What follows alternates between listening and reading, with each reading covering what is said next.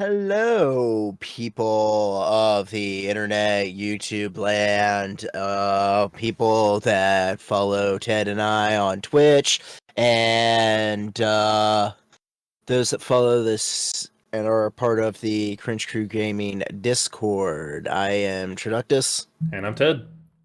And this is the Cringe Crew Gaming Movie Review Podcast, where we are watching the Christopher Nolan movies, and we are going through them in chronological order, and this is basically kind of in reverse of the last movie podcast that we did, where we reviewed all the Bond films, where I was a huge Bond fan, and Ted was a newbie. I am the newbie with the Christopher Nolan films, even though I've seen a lot of them. I just never realized that they were Christopher Nolan. This is actually kind of the first movie that we've watched that I've seen where I'm like, yeah, this I knew this all along that it was Christopher Nolan. But It's interesting because I guess, like, for me, my exposure to the name Christopher Nolan was the Batman films. Like, without being familiar with the rest of his work, Same. that kind of opened the door. Right.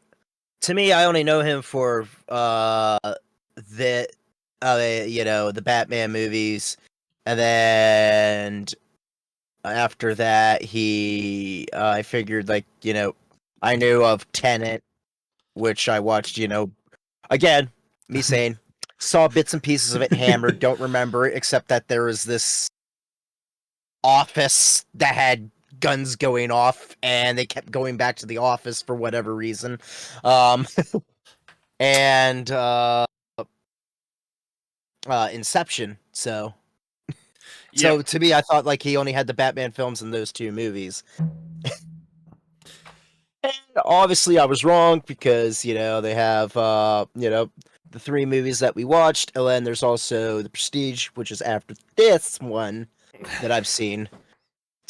Prestige is actually up there for one of my favorite movies, I'd say, but again, never realized that was Christopher Nolan. I never really paid attention to the director. I'm like, this is a good movie.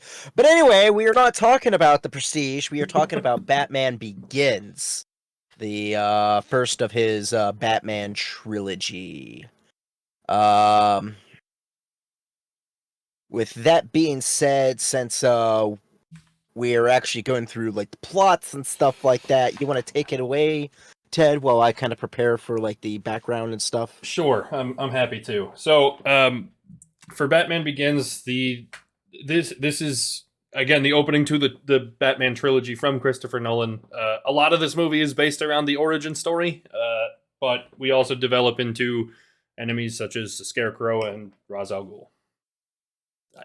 You've seen comic book movies before. I don't need to go too thorough, but yeah, a lot of background, a lot of origin story for Batman. And that being said, this movie, obviously directed by Christopher Nolan, and had a budget of $150 million, with a box office return of $373.7 million.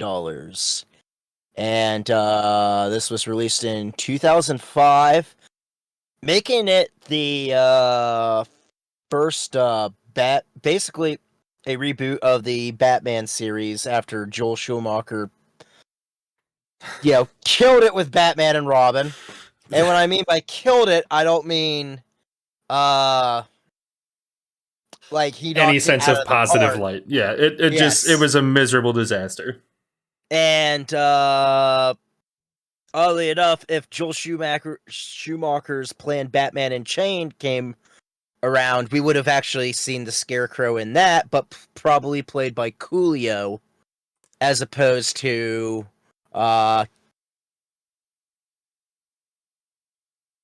is it Cillian Murphy? Yes. Okay. Wasn't sure how to pronounce his first name. Yeah, Cillian Murphy. Anyway, we are going to go into more development here. Warner Brothers hired Christopher Nolan to direct the then untitled Batman film. And Nolan stated his intention was to reinvent the Batman franchise by doing the origin stories of the character, which is a story that has never been told on film. Not with any proper justice. Yeah. It's kind of like if you go back and watch most of the Spider-Man movies. Yes, there's the joke that every single time you're going to watch Uncle Ben die, but like this movie was the origin story. Like Yes. the Batman character isn't fully developed until you're an hour and 40 minutes into this movie. And on top of that, like, yes, we get to see his parents get murdered in the Michael Keaton one, but like, despite me not really caring that it's the Joker doing it before he was the Joker, I could picture like a lot of snobby comic book fans getting really pissed off about that. It's also like a 10-15 minute exposition. Like it's not Right. It's not an origin story. It's here's your background to get into the meat of the movie. Like it's very different. Right. And even then, with that movie, it's more like a plot twist. It's like, plot twist! The Joker killed his parents! Right. Well, in this, it's just some random thug. But anyway,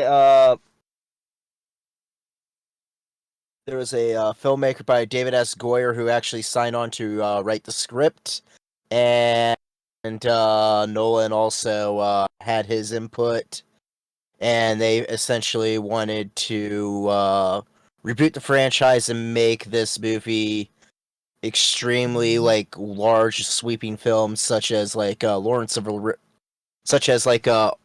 Arabia, and the studio basically told him, just don't make the movie R-rated, which Nolan did not have a problem with. Which, I know that this movie didn't necessarily have,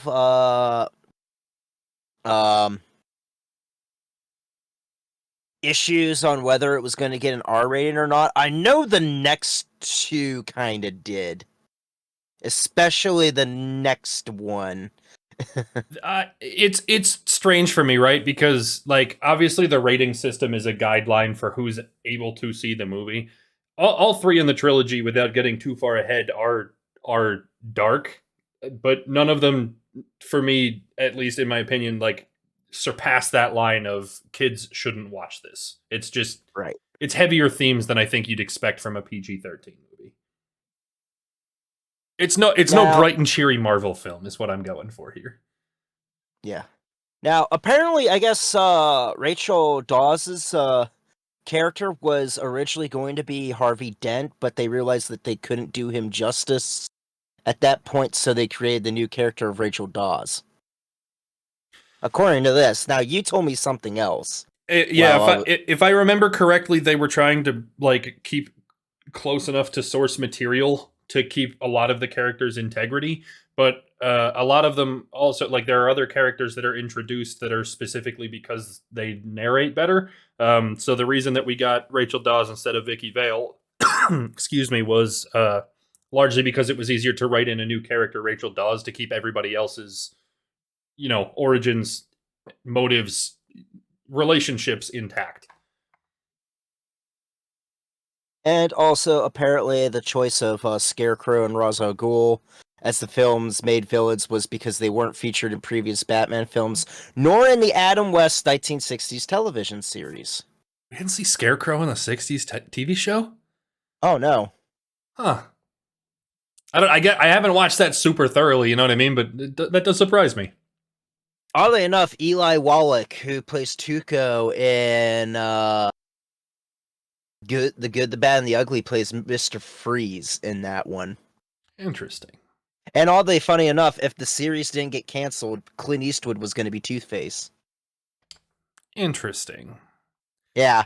Interesting. Yeah. Shows you how much of a kind of a nerd I am about the Batman series that I know about that shit. I think it also speaks to the, like, I guess the weird theme that, like, they're well cast. There's a whole lot of A-list actors in this, a whole lot of recognizable faces, like people everywhere that I guarantee you've seen somewhere else.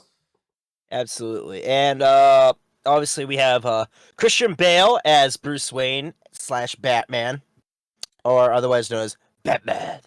I'm Batman. Uh they said Bale was relatively unknown when cast. I I don't wouldn't think so. I wouldn't say relatively unknown. So if I remember right, American Psycho is before this. I want to say American Psycho was 99, but I could be wrong. I want to say American Psycho is 2000, and I'm pretty sure The Machinist is before this. Well, we're Now gonna find out. I'm not saying that he was like extremely known. American Psycho was 2000. Yeah, Yeah. but And yeah, apparently his breakthrough role was in age 13s with Steven Spielberg's war film Empire in the Sun. So like, yeah, Machinist was 2004. So yeah, American Psycho is 2000. So yeah, like, I don't know about that. Apparently people that um were thinking of that they were thinking of casting to be Batman other than Christian Bale was this guy named Eon Bailey. I don't know how he is. Henry Cavill, which is funny because he ends up playing Superman later on, and on top of that, he was also considered to be James Bond. So it's kind of funny how Henry Cavill gets brought up. Yeah, Cavill would have been an interesting choice. I still think out of those names, Christian Bale was the best Yeah. option. But Billy Crudup, Hugh Dancy, Jake Gyllenhaal, I don't which know. is ironic because Maggie Gyllenhaal plays Rachel Dawes in the next one. God, that would have been so fucking awkward. Yeah, Like, brother, it's just play. Ew, ew. Heath Ledger, who ends up playing the Joker in the next one, and here's the one that's really amazing. All right, okay. Cillian Murphy. That one I could buy. That one I could. I had this hunch, I guess, that like he was cast as Scarecrow because they wanted him there and couldn't find a fit. Cillian Murphy, I believe to be a very great actor. He plays his role in this one pretty flawlessly, but no, I still think Christian Bale fit the role the best. Now,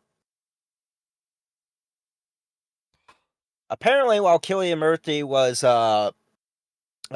preparing the role for Scarecrow, apparently he read like numerous comics featuring the Scarecrow and discussing to make the character less theatrical, more normal, and wanted to avoid like looking like the Wizard of Oz Scarecrow. Wow. Yeah. In that role, we also have Michael Caine as Alfred Pennyworth. He was Nolan originally offered the role to Anthony Hopkins, and he declined.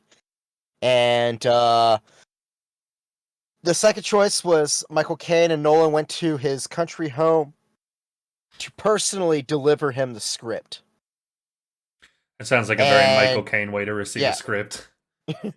And Nolan described to Michael Caine that Alfred would be basically Batman's godfather at this point. We have Katie Holmes as Rachel Dawes. I don't see any alternative castings for Rachel Dawes, although Katie Holmes will be replaced with Maggie Gyllenhaal, like you mentioned. Maggie Gyllenhaal, which I'm pretty sure we'll get to when that happens, when we get to that movie. Commissioner Gordon is played by Gary Oldman. Originally it was going to be oh shit! Apparently Oldman was Nolan's first choice for Ra's al Ghul. That's a weird fit. And then apparently Chris Cooper, who is known for being in American Beauty, October Sky, Born Identity, Seabiscuit, Capote. He's one of those actors. If you see him, you know who he is. He turned down the part of Commissioner Gordon to spend time with his family. So Nolan decided to cast Gary Oldman in the role, since it would be refreshing for Oldman, since he was known for playing villains, and wanted him to have have like a good guy role for once. Which, more when I think about it, like when I think Gary Oldman, I do think of Zorg from Fifth Element. Like, first thing that pops in my head. It's up there. I'm enough of a fan of these movies that he's still Commissioner Gordon first, but Right. But I first knew about Gary Oldman because of movies like State of Grace, where he plays an Irish mobster, and also in The Fifth Element. yeah. So, which brings us to Liam Neeson as Henry Ducard, and spoiler alert, mute this until I go like this. All right, is also Ra's al Ghul. Yeah. All right. Oh god, we're so scuffed. I will say though that sorry, this is in 2005. All right, if you're not spoiled. Oh no, I mean the fucking air quotes to end the thing. I do think that Liam Neeson was a better cast there. I think everything worked out in a more beneficial way. Like Liam Neeson being taller, physically imposing, like makes him more of an authority for the way the origin story here was told. So I think that casting worked out. Yeah. Apparently Viggo Mortensen was also considered for the role, but they cast Liam Neeson for the fact that he's commonly cast as a mentor character, and the revelation that his character was Ra's al Ghul would actually shock viewers. And when we Well, get it to likes and did.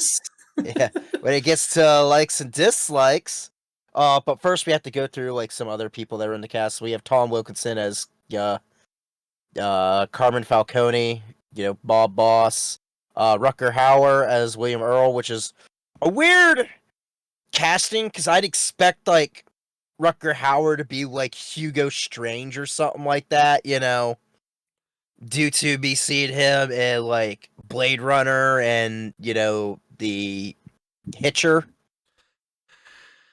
We have Ken Watanabe as the decoy Ra's al Ghul. You would probably know him as Lord Katsumoto Mortsuguru in The Last Samurai. He's also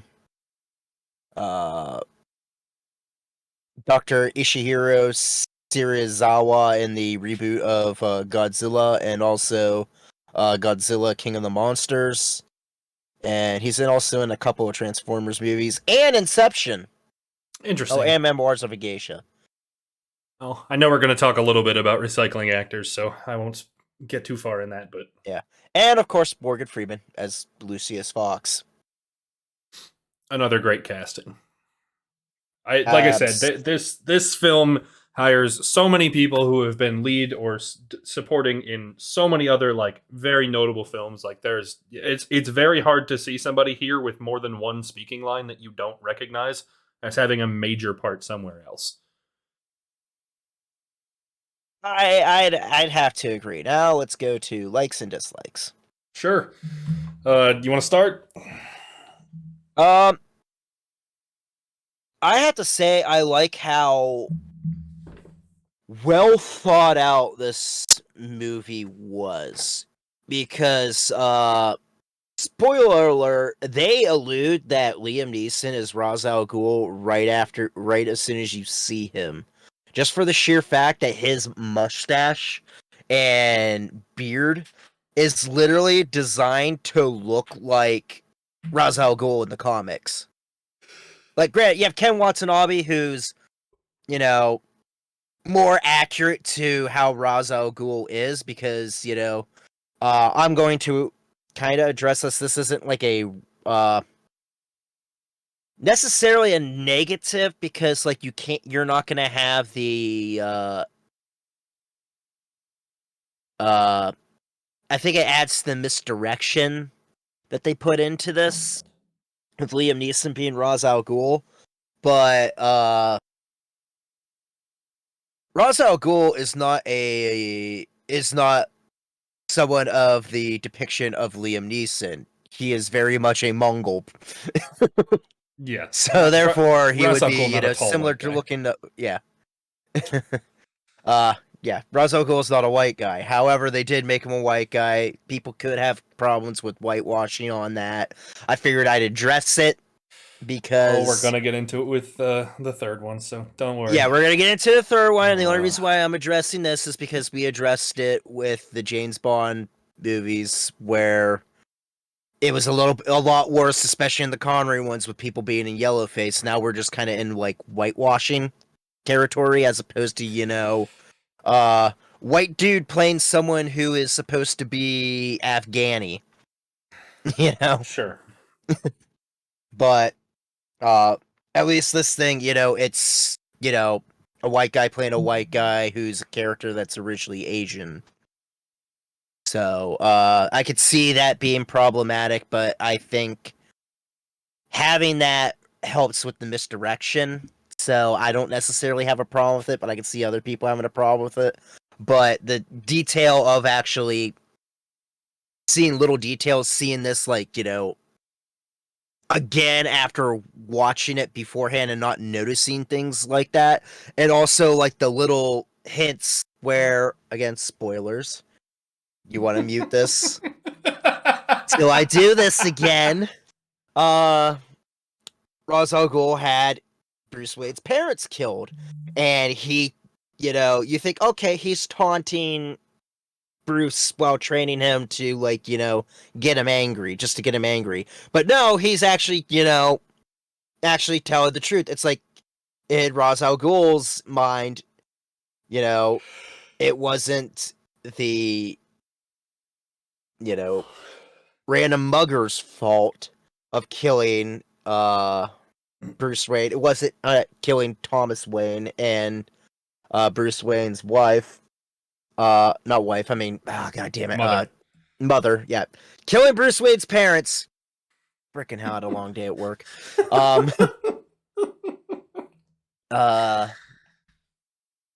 But, or, Ra's al Ghul wasn't, he's not gonna blame himself for it. He's gonna blame, Bruce Wayne's parents, because if they didn't help Gotham fix itself economically, then he would have no reason to kill him. So therefore the death is, his fault.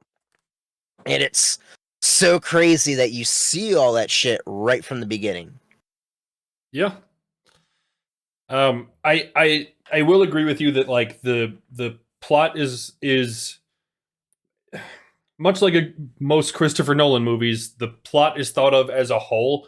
You discover it piece by piece, but they have to consider the end and the middle to make the beginning work. Like, everything is super tied in really well with itself. Like, it is thorough, and there's some non-linear storytelling too, but it's not as hardcore as it is in Following and Memento. Yeah, I like, it's. I mentioned this yesterday as we were watching, but this movie is sort of Christopher Nolan just altering a pre-written form, right? I mean, like I mentioned, he did a pretty good job at the characters that did exist. Like, he stuck to source material. He developed characters the way that they were supposed to be developed, quote unquote, with the, like, comic book material. He developed the characters and the relationships that he was supposed to, but he did it, given those limitations, he still managed to make a Christopher Nolan story of it. he still gave you the twist and the suspense and the well developed plot line, to some extent nonlinear storytelling. Like everything fit a Christopher Nolan mold. And while it may feel like a diet version of Memento in that sense, that like, it's not super jumpy, super confusing, you have to go rewatch it twice. Like you said, you can revisit this movie a second time and see the way in which the beginning of the story tells what you already know because you finished it. Yeah, I totally agree. Another thing that I really like, and I commented on this with the last one, the lighting. And I saw like similar like uh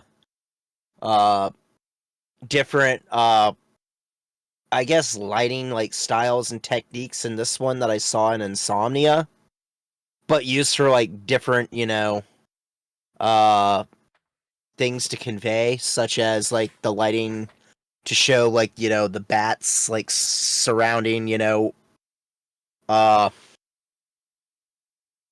uh Bruce Wayne while he's like, when he falls down in the well. Also different lighting and the hallucinations from like Scarecrow's drugs and uh Yeah, to play off the just lighting. also showing how like dark and dismal Gotham actually is. Yeah, to play off that, like one of the things that they do really well, I don't know who to attribute it to necessarily, but everything has like the lighting, the colors, everything creates a very believable tone, right? Like Yeah, Gotham is supposed to be bleak, right? So you never get light, well lit, like super easy to see shots. That everything's a muted, dulled down color so that everything feels bleak and dull and dreary. The only time you ever get like a burst of light, a burst of color, is when they're in Falcone's bar in the Narrows. yeah, And it's supposed to like emphasize the fact that like even though Gotham is essentially one large slum, he's doing well as the leader of the organized crime in Gotham, right? Like they do a very good job that it's not so dark that you can't see things, but it is dark enough to give you like that sense of everything is bleak and dull and hopeless to some extent.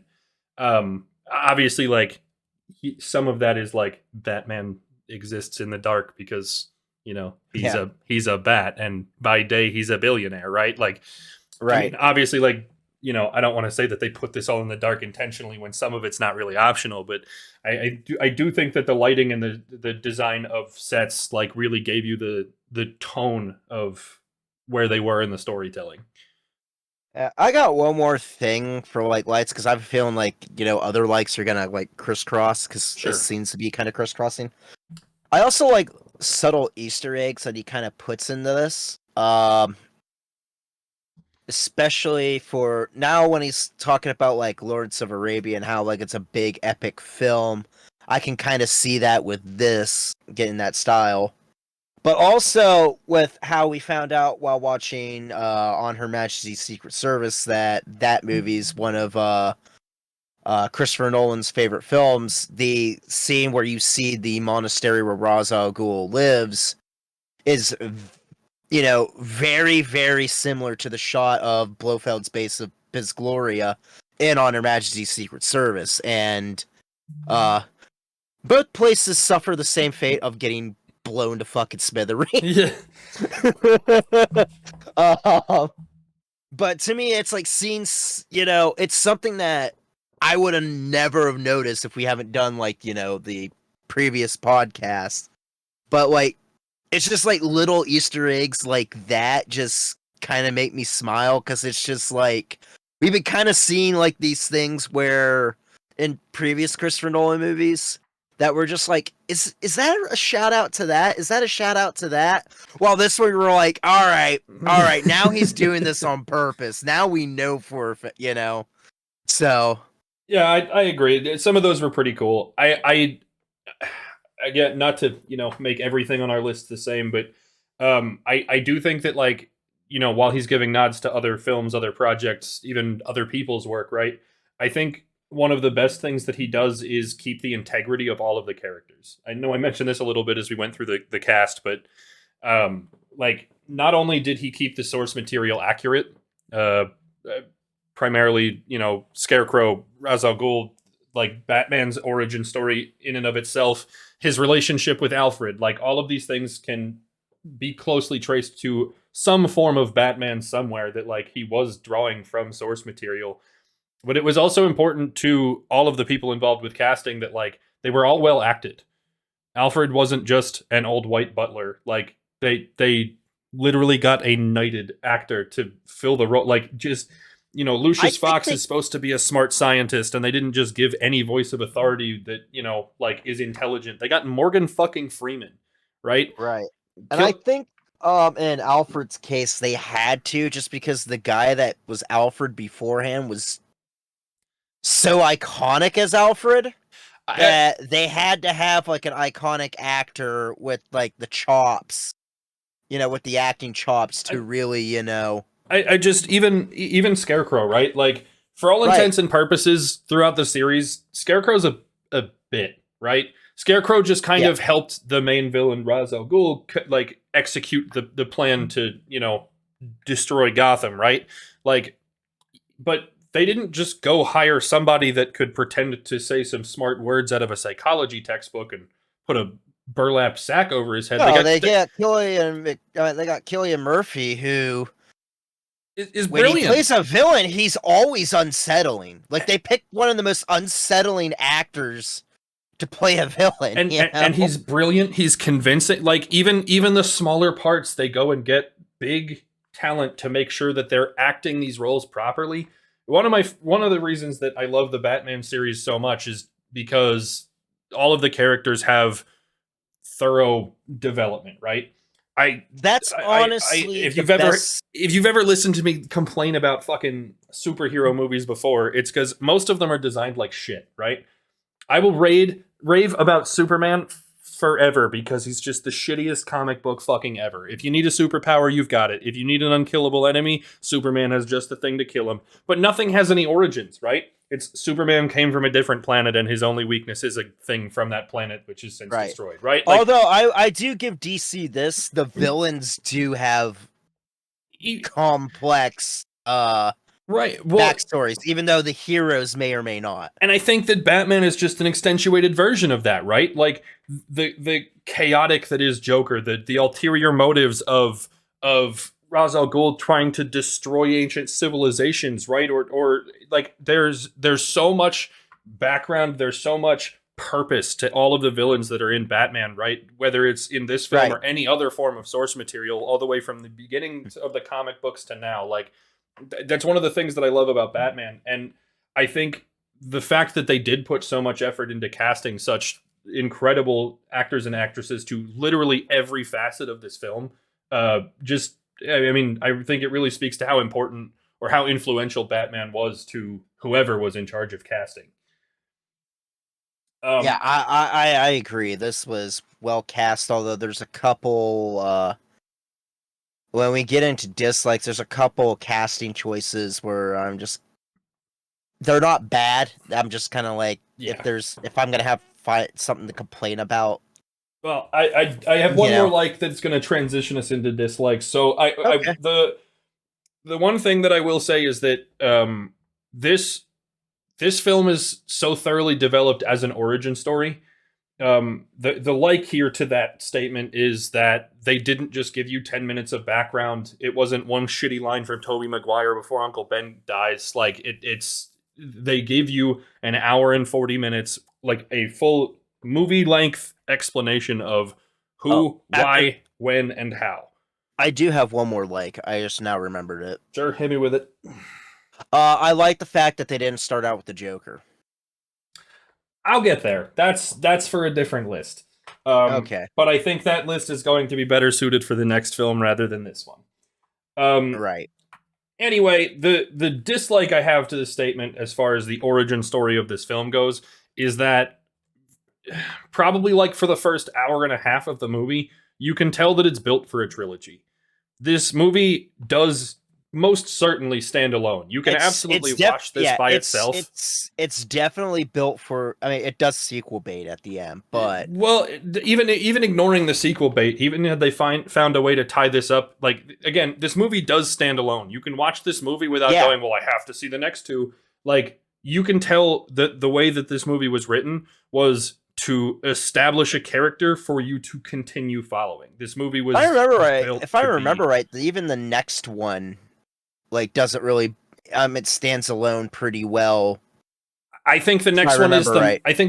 the most standalone, but I'm gonna have to rewatch again, like Yeah. with a critic's eye rather than just holy shit, it's Batman, right? Like I'm gonna be fair about it and wait on that one. But like I said, you can watch this by itself, but you can tell the purpose is to create I don't want to say franchise out of it, but to turn this into multiple films and not just have this Yes. be the only part of the story you see.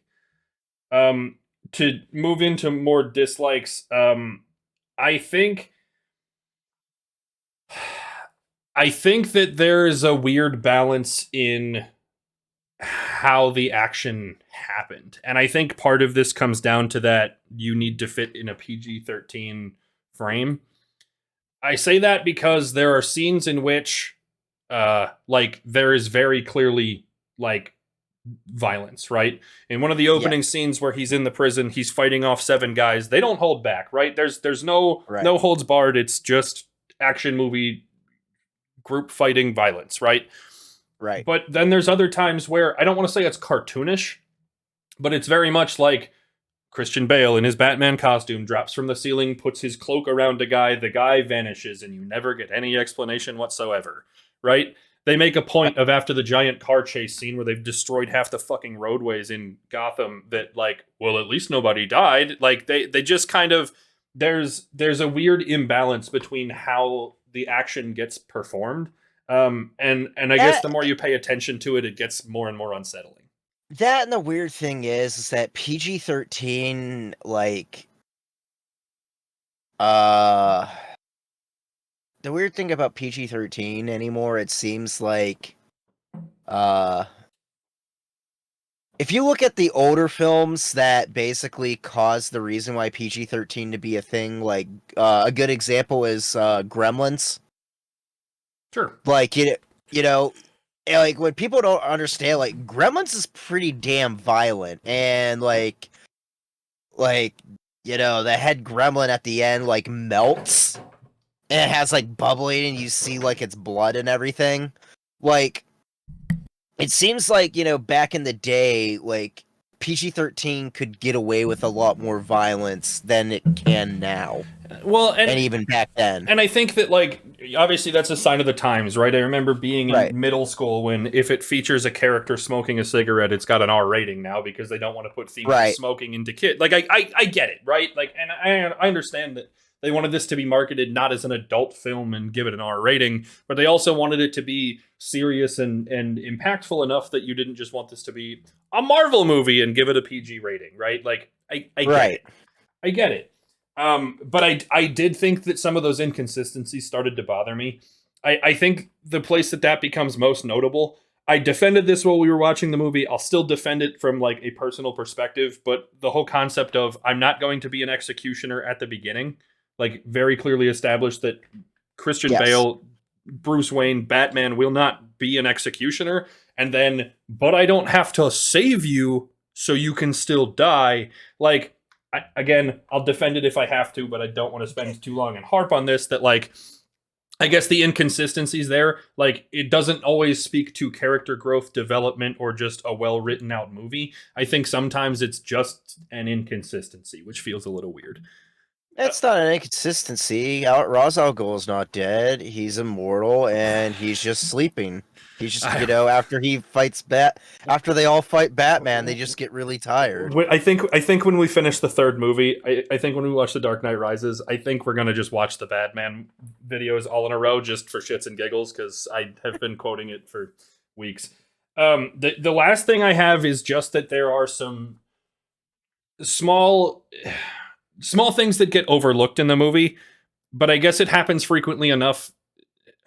I've mentioned this before, both through Bond and I'm sure it'll come up again through the rest of the Christopher Nolan films. But as we're doing this podcast where we kind of have to break things down, give our likes and dislikes, I'm watching less to be entertained and more to give it a critical opinion. And for a lot of times, I think that changes the way that I watch. So, like, I don't think it makes the movie unwatchable. I don't think they're glaring omissions. I don't think that they're abrasive in any way, shape, or form. But take the scene. Bruce Wayne is having his birthday party, right? When Ra's al Ghul and his goons come in to burn the house down. Well, the one woman who's just any average party goer says, "There's someone you have to meet. His name is Ra's al Ghul."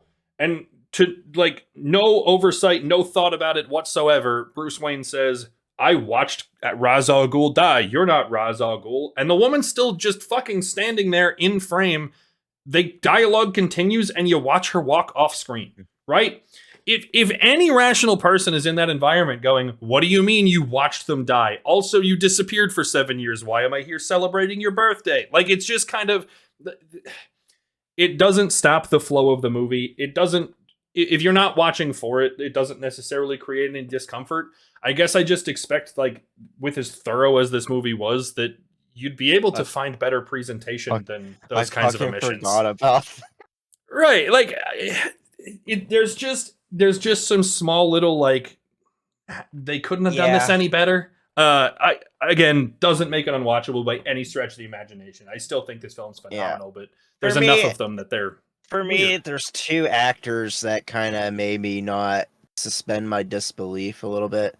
One, Rutger Hauer. Not that he does a bad job at the role that he is as a slimy businessman, but, like, every time, like, I see Rutger Hauer in that role, I'm just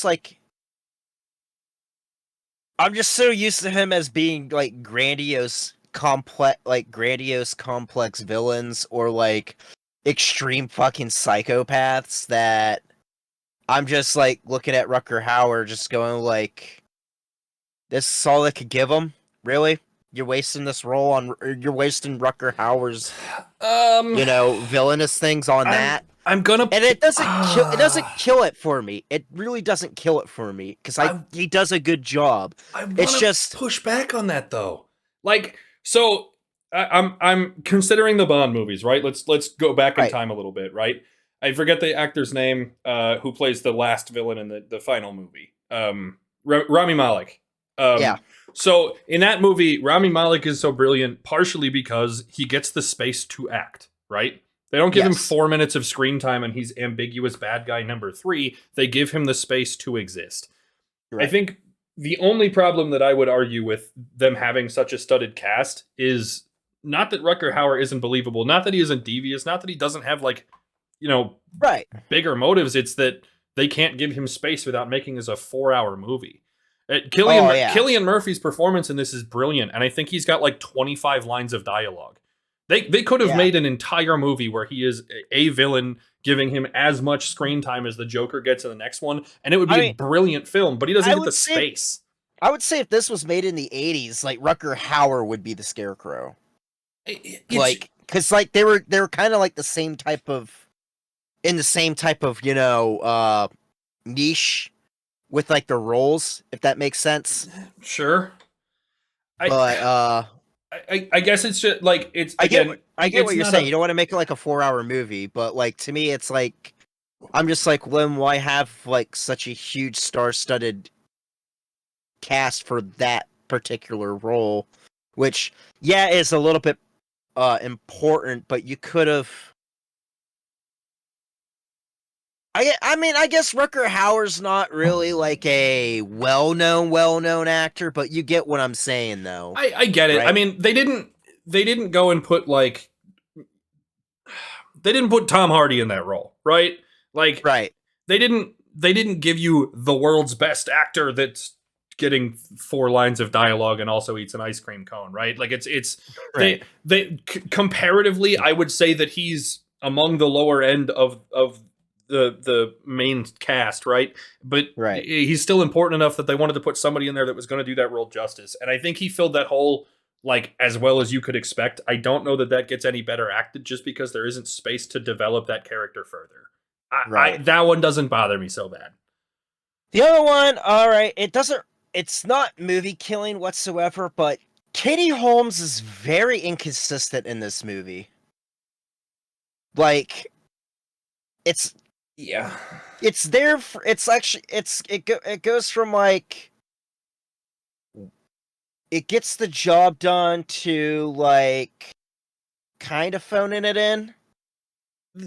There's there I guess like if you watch all three movies, like if we did a review of all three at the same time,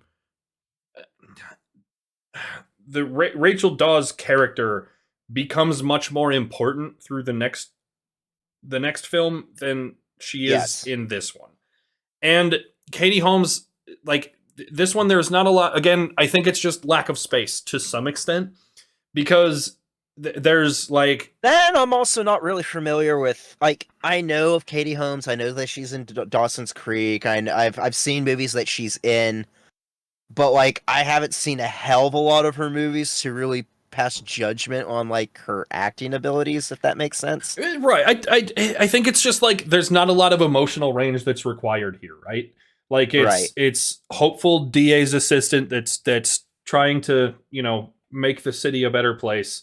Then an emotional connection to Bruce Wayne that like is established and dissolved within 3 sentences of dialogue. Like I think it's the same principle that because the character doesn't need to get developed, it's not killing for me. But I guess like the difference between Katie Holmes' performance is so night and day difference as far as the passion and the importance from a character that you're supposed to care about than it is Right. for Cillian Murphy, for Alfred, for Liam Neeson, for like there's so many other characters that just get that space that their performance is so much more important.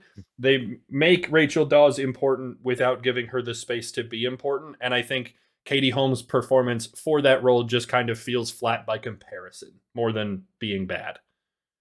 Yeah, like, I'm not saying it's bad. Like we're not saying she's Denise Richards Oh dear here, God. okay? uh God, I feel bad that we're picking on her, but I like, don't. w- but like, there isn't really like an example of movies that we've reviewed that we're just like, oh God, this performance killed the movie for us. Yeah. Than than her. So Yeah.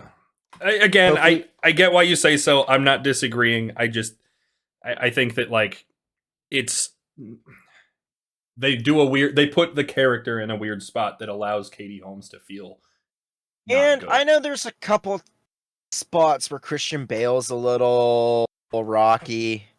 I know that his Batman voice is very memeable, but And uh and it I don't breaks know down. if what. And it breaks down. The Christian Bale's Batman voice is used at the wrong times a couple of times in this movie. And like so when he saves Rachel, right? They're in the Batcave and he's giving her the antidote. Like he's using just his regular plain old voice. There's times where he's in a suit like as himself, not the Batman suit like a suit and tie where he just is passionate about what he's saying and suddenly his voice gets deeper and raspier. I don't know that it's intentional as much as just like it's you know the actor caring about his role and being involved, but like it's just not a hugely discernible difference sometimes. Yeah, but what do we know? We're not Batman. I no, most certainly not. I would destroy my voice. All right. Uh, Do you have anything else for dislikes, or you want to get into rankings? I got nothing else in dislikes. You got anything else in? I think that about wraps my thoughts and opinions up. To bring us into rankings, as of the four movies we've watched, I'm weirdly gonna put this one third. Um, I liked this movie a lot. I would argue that to watch as a viewer experience, this is probably like the easiest for the for the watcher, right? Like I think Yeah. it's definitely the This most cinematically enjoyable experience. But I this would guess like I guess like a lot of it to me comes down to the fact that it is the building blocks for the trilogy, rather than being its own masterpiece. That kind of makes this one feel a little smaller. I also think that like I enjoyed Memento a lot more than I thought I did. Like it had so many more Nolan Oh elements that yeah. made me fall in love with Christopher Nolan in the first place that I for the purposes of this list, I think Memento has to be in front of Batman Begins. Yeah, I've actually put it in the same spot. Like it's better, it's definitely better, like way better than Insomnia. I'm not saying Insomnia was a bad movie, but like um it just happens to be, a better film by far.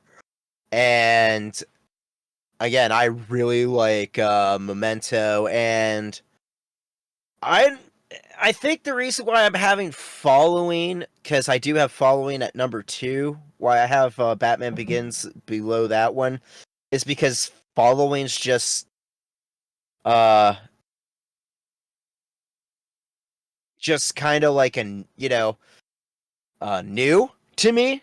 So therefore, it's like, oh yay, this is, there's still more like new excitement about it, as That's fair. opposed to like, because to me, I think they're about. I enjoyed them about the same, but like just more, fresh excitement Novelty's for cool. following. Yeah, I will say though that I'm proud of both of us to this point for being able to put that movie third. I was very worried when we put this together that like if we rank them, are the Batman movies just going to be the top 3 and we move on? Like I was worried that Batman was going to cluster the top half of our rankings, but I am happy that for the time being, like we're both comfortable putting it third and not just well, it's Batman, so it's great. I'm proud of us. trust me, you're gonna get pissed off at me where I put the fucking third Batman movie if I remember, if my thoughts on it haven't changed. We'll see. We'll see. You might be the one surprised. Anyway, I think that about wraps us up. We've done our likes and dislikes and plot and casting and rankings, and everything seems to be off the checklist. So, as always, feel free to join us for future movies. We watch them Tuesdays on the Discord. Next week will be The Prestige. By the time this one comes out, I think we'll either be on Inception or Dark Knight Rises.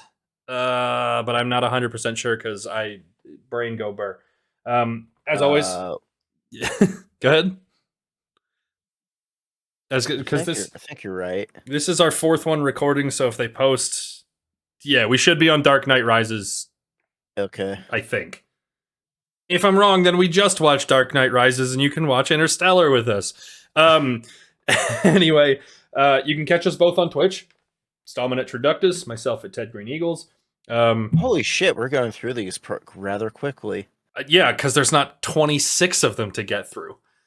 It's a whole lot more palatable when there's 11.